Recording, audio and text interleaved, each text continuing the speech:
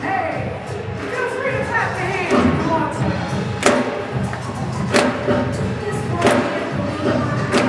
Cha-cha-cha to this morning, girl. I'm the dopest female that you've heard thus far. And not to get better, the voice gets wetter, nobody gets hurt. Love for hip-hop started really early because I had older cousins that were listening to hip-hop music, and they were listening to Curtis Blow and Daydreaming and These Are the Breaks, and I was just like, ooh, what is this, you know? And then later I heard Salt and Pepper, and I was like, wow, this feels like something that I may be able to get into. So it was first hearing that in the early days, then hearing Salt and Pepper as women doing it. I just felt like, okay, I'm gonna do this.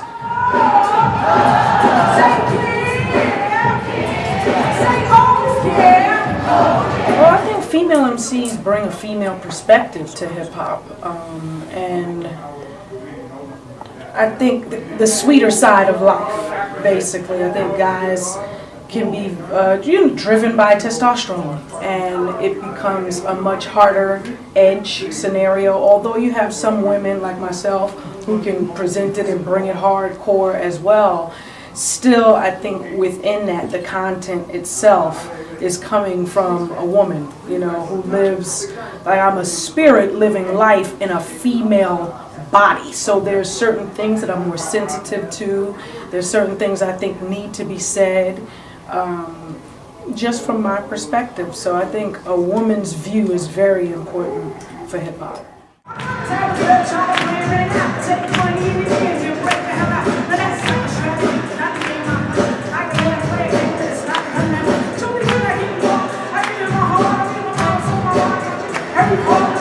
On the front lines of hip hop right now, although there are many female MCs from across this planet that are just waiting to jump at the opportunity for a major deal, but should also understand the power that they can maintain being independent.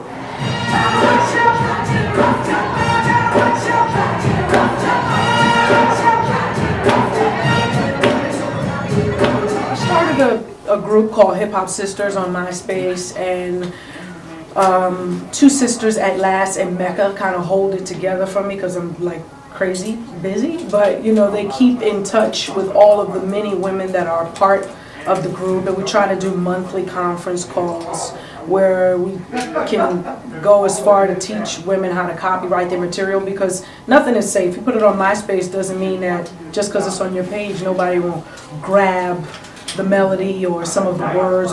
So we teach things like that. We also just have a platform where women can ask questions that are of great importance. The knowledge that they can come into is really dope on that call, because as an artist starting out, the more someone can keep you isolated, the more information you just won't get.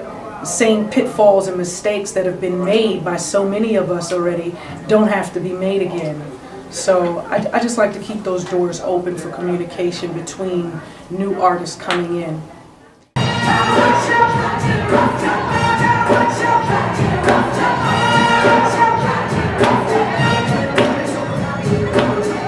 It's all about self-promotion at this point anyway. With the onslaught of 2000, it seemed like the only one that could really hold weight was Missy, and that's simply because she had melody. Same thing Lauren had, whereas a lot of female MCs just were straight rapping.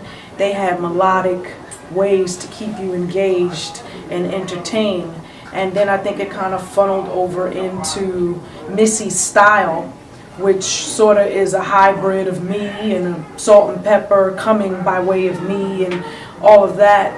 It kind of went to Nelly Furtado and Fergie and Gwen Stefani, and now this, I mean, they're pop stars, but they're using the whole tactics of a female, an African American female MC. So on the front line, as far as I'm concerned, it's not enough of us.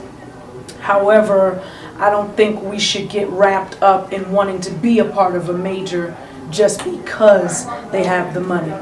if we want that, you know, that machine behind us, then that's great. But also figure it out for yourself too, how you want it to go, because that major is not always going to want you. It's just the way that it goes with a female MC. And if you ain't right,